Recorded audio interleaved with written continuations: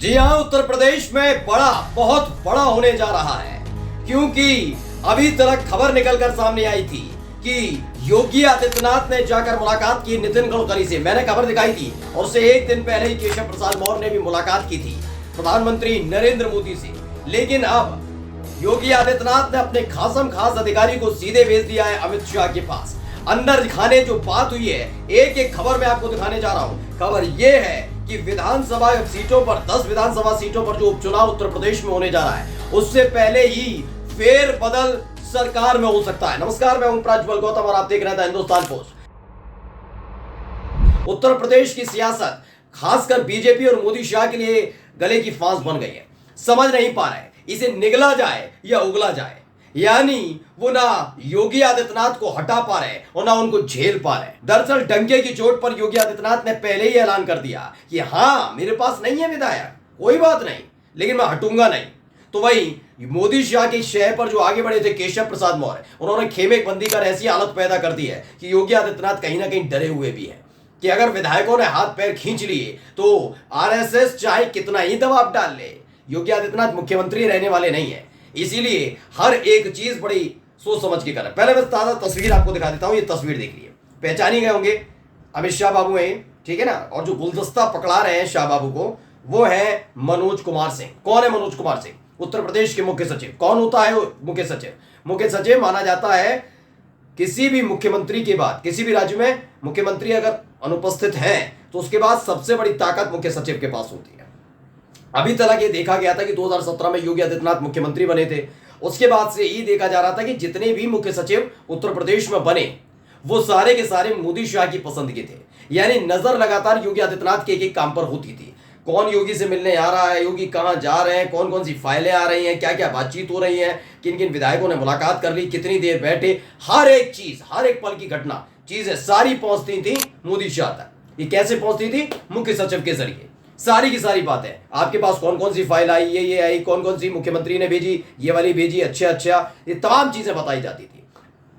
लेकिन 4 जून को नतीजे आने के बाद जब खबर आई कि अमित शाह ने दबाव डाला है सीधे योगी आदित्यनाथ पर कि आपको नैतिकता के आधार पर कुर्सी छोड़नी होगी, उसके बाद अदावत शुरू हुई। और पहला विकेट जो योगी आदित्यनाथ ने गिराया था, तो जानते हो किसका? अमित शाह के करीबी दुर्गा शंकर मिश्रा का। क्योंकि उनको इस बार एक्सटेंशन यानी सेवा विस्तार नहीं दिया। दुर्गा शंकर मिश्रा को कह दिया, नमस्ते, आपकी कोई जरूरत नहीं है, नया मुख्य सचिव आएगा, वो भी मेरे पसंद का। और मनोज कुमार सिंह को योगी आदित्यनाथ ने मुख्य सचिव बना दिया था। यानी जो लड़ाई झगड़ा है वो अपने आप में बहुत ऊपर लेवल तक पहुंच गया था। जबकि खबर यह थी कि अमित शाह ने वादा किया था दुर्गा शंकर मिश्रा से कि आप एक बार फिर से सेवा विस्तार पाएंगे, यानी फिर से मुख्य सचिव बनेंगे। लेकिन योगी आदित्यनाथ ने बनने नहीं दिया, उन्हें हटा दिया कि कोई जरूरत नहीं, आप रिटायर होइए, आराम से मौज कीजिए। और उसके बाद मनोज कुमार सिंह को बना दिया। अब अभिषेक उपाध्याय जो है वो क्या लिखते हैं? गृहमंत्री अमित शाह से यूपी के चीफ सेक्रेटरी मनोज कुमार सिंह ने मुलाकात की है। Chief secretary Manoj Kumar Singh CM Yogi के बेहद विश्वसनीय अधिकारी माने जाते हैं। यूपी के वर्तमान सियासी हालातों में हर मुलाकात एक संदेश है, हर तस्वीर विशेष है। अब आप कहेंगे कि भाई ऐसा क्या है कि ये तो मनोज कुमार सिंह तो योगी के करीबी हैं, तो अमित शाह के पास इनको क्यों भेजा? तो आपको मैं पहले इसको समझा देता हूं। देखिए, सबसे पहले समझ लीजिए, केशव प्रसाद मौर्य के पास 145 विधायक हैं पिछड़े दलित। ब्रजेश पाठक का केशव के कैंप में आने की वजह से 35 विधायक ब्राह्मण उनके साथ हैं। कुल मिलाकर होता है ये आंकड़ा 180।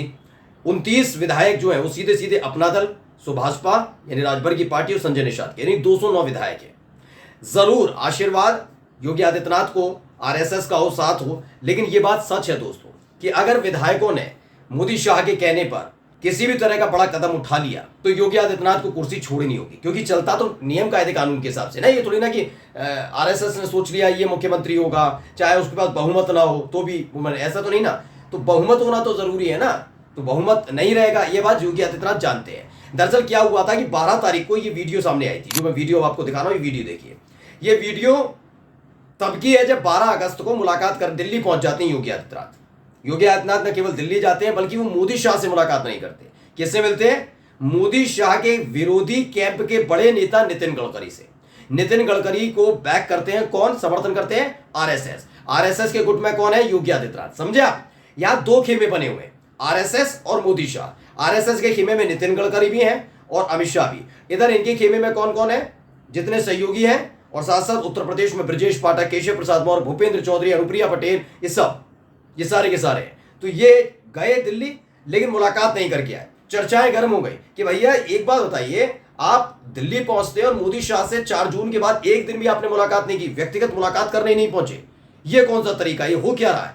योगी आदित्यनाथ को इस बात का इल्म है कि उनके पास संख्या बल नहीं है, और अगर ये बात ठस से लग गई गलती से अमित शाह के दिल पे, तो ये बगावत भी हो सकती है। तो इसीलिए उन्होंने कुर्सी ना चली जाए तो खुद तो मिलने नहीं गए कि कहीं ऐसा ना हो आरएसएस वाले बुरा मान जाए। भेज किसको दिया? मनोज कुमार सिंह को एक दूत के तौर पर भेजा है कि भाई जाकर उनको नमस्ते वमस्ते करके आओ, जिससे उनको भी लगे कि कम से कम मेरे खास हम खास जो है वो बिल्कुल खिलाफ खड़े नहीं है, यानी अपनी कुर्सी को बचाने का तरीका भरे है थोड़े, लेकिन अदावत अब भी है। उसी तस्वीर को देखिए क्या किया था योगी आदित्यनाथ ने, तस्वीर भी देख लीजिए। ये थी माननीय केंद्रीय मंत्री श्री नितिन गडकरी जी से आज नई दिल्ली में शिष्टाचार भेज हुई, अपना अमूल्य समय प्रदान करने हेतु आपका हार्दिक आभार। मतलब हफ्ते भर के भीतर, हफ्ता भर भी नहीं, मैं तो कहूंगा 4 दिन में उत्तर प्रदेश के बड़े बड़े लोग जाकर सीधे सीधे मुलाकात कर रहे हैं। खबर क्या थी इससे पहले देखिए, सब दिल्ली जा रहे हैं। ये देखिए एबीपी न्यूज ने खबर छापी थी और इसमें क्या लिखा था, इस खबर में लिखा हुआ है कि यूपी बीजेपी में हलचल के बीच पीएम से मिले डिप्टी सीएम केशव प्रसाद मौर्य, इस मुद्दे पर हुई बात। क्या बात थी? लोकसभा चुनाव के बाद भारतीय जनता पार्टी की उत्तर प्रदेश इकाई में लगातार अंदरूनी कलह सामने आ रही थी। इसके लिए लगातार आरोप प्रत्यारोप का दौर चला। हार की समीक्षा के लिए मंथन भी खूब हुआ। बवाल तब बढ़ा जब यूपी के डिप्टी सीएम केशव प्रसाद मौर्य ने कह दिया कि संगठन सरकार से बड़ा है। अब इसी विवाद को लेकर एक नई खबर है। खबर यह है कि 3 दिन पहले केशव प्रसाद मौर्य की मुलाकात प्रधानमंत्री नरेंद्र मोदी से हुई है। सूत्रों के मुताबिक केशव मौर्य ने पीएम मोदी को यूपी में बीजेपी के हालात की जानकारी दी। केशव मौर्य ने पीएम को लोकसभा चुनाव में हार की वजह ही बताई। सूत्रों का दावा है कि डिप्टी सीएम केशव प्रसाद मौर्य ने 11 अगस्त को प्रधानमंत्री नरेंद्र मोदी से मुलाकात की। सूत्रों के मुताबिक केशव ने पीएम को यूपी के हालातों की जानकारी दी, लोकसभा में यूपी में बीजेपी के हार के कारणों की जानकारी दी। आप समझ गया? यानी एबीपी न्यूज ने पहले ही बताया कि 11 तारीख को केशव प्रसाद मौर्य मिलते हैं। वो मोदी शाह कैंप के किसी नेता से नहीं मिलते। किससे मिलते हैं? पहले जेपी नड्डा से भी थे, जेपी नड्डा से मुलाकात कर ली या फिर मोदी शाह से की। वो उधर नहीं मिल रहे, ये इधर नहीं मिल रहे। मतलब ये दिल्ली जाते हैं योगी, मोदी शाह से ही नहीं मिलते, लेकिन डिप्टी सीएम मिलाते हैं। ये साफ समझ में आ रहा ना। मतलब आप सोचिए, मोदी शाह केशव प्रसाद मौर्य को दी गई है क्या जिम्मेदारी कि आप रिपोर्ट ला कर दीजिए। आप प्रदेश अध्यक्ष भी नहीं है केशव प्रसाद मौर्य। नहीं, जो लोग ये कह रहे हैं ना कोई बवाल नहीं है, कोई वो नहीं है, सब ठंडा हो गया, नहीं। मैं फिर बता रहा हूं, केशव प्रसाद मौर्य केवल डिप्टी सीएम है। या तो मुख्यमंत्री से या फिर प्रदेश अध्यक्ष से रिपोर्ट ली जाती है। कौन है केशव प्रसाद मौर्य? क्या कोई नई जिम्मेदारी दी गई है उनको? नहीं ना। यानी केशव प्रसाद मौर्य डिप्टी सीएम होने के नाते हार के कारणों की जानकारी देने मोदी को पहुंच जाते हैं, लेकिन योगी आदित्यनाथ से नहीं लेते हो जानकारी, और योगी आदित्यनाथ नितिन गडकरी के पास पहुंच जाते हैं। यही चल रहा है। और अब मुख्य सचिव की एंट्री ने वाकई कह दिया है कि कल परसों या 4-5 दिन के अंदर कुछ बड़ा हो सकता है। नमस्कार।